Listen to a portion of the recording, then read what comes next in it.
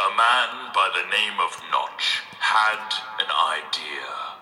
A cave game, a sandbox seemingly endless, an adventure that had everyone saying, just one more block.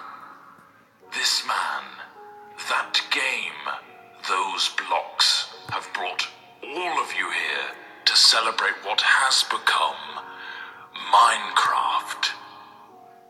It began as a simple idea. Sorry. But you should use the old logo because it's a bit more evolvey, I guess. Right, fine. The game had a randomly generated world filled with grass, dirt, and an awful lot of stone.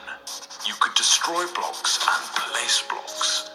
The spark was there, but it needed more. Yeah, like squids. Stop it.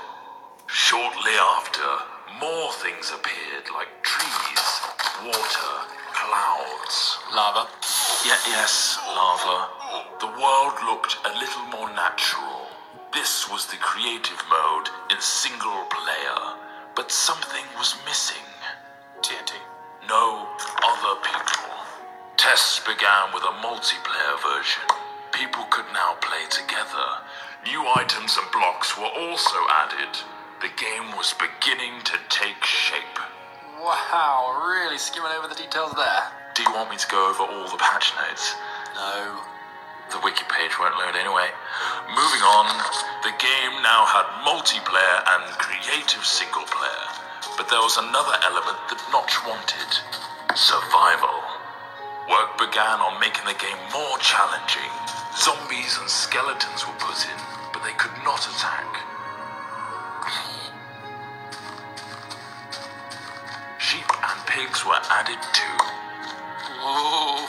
Notch also fluffed the coding of the pig and it turned into a creeper. At this stage, this version of the game was labeled Classic. Classic. Brilliant. Then from Classic came the in-dev version. What on earth does that mean? No idea, not important. Dynamic lighting was put in, a new sound engine, and more importantly, crafting was introduced. Then came InfDev. Sorry, what? InfDev introduced a big feature to the world, infinite terrain. No longer was the player constrained to a square world, but now it stretched endlessly. Ore was randomly placed in the world to discover, and other tweaks and introductions were made, like 3D clouds, minecarts and tracks, and also dungeons. Then, the first major version of the game was released. Not like released, but just available? Yeah, pretty much. Fridays became Secret Fridays, where random things were added. The first being Redstone, which allowed complex circuitry to be created. What, like that thing? No, that's ridiculous. Snow worlds were added, so were boats and cows, along with a whole host of new items. Oh, and slimes. Those bloody hopping things. Then, in Alpha, the survival mode was brought to multiplayer for the first time.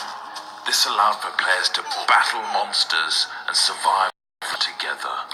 Or just go around gathering creepers and then have them explode on your mate's house? The next big patch came on Halloween of 2010 and introduced the Nether. This threatening place was full of zombie pigmen and the eerie cries of the ghast, not to mention a considerable amount of lava. The game hit beta. Ta-da! Lots of new things were added in beta, like dispensers, note blocks, cake, redstone repeaters, and beds. The lighting also got a smooth upgrade. Wolves were now on the prowl, and you could tame one as a pet with a stash of bones. Weather was introduced, including snow, lightning storms, and rain. Oh, look how cute that wolf is shaking off the rain. Aw. We finally found ourselves in 1.6 with the introduction of maps. A new way to navigate the endless blocks of Minecraftia. things got pushy in 1.7 with pistons, leading to some clever contraptions. 1.8 gave vastly improved combat mechanics, allowing the player to sprint, draw back their bow, and land critical hits on their enemies. A new terrain generator was added, along with quirky NPC villages and mighty strongholds. And now comes the end. A true challenge awaits you in this unforgiving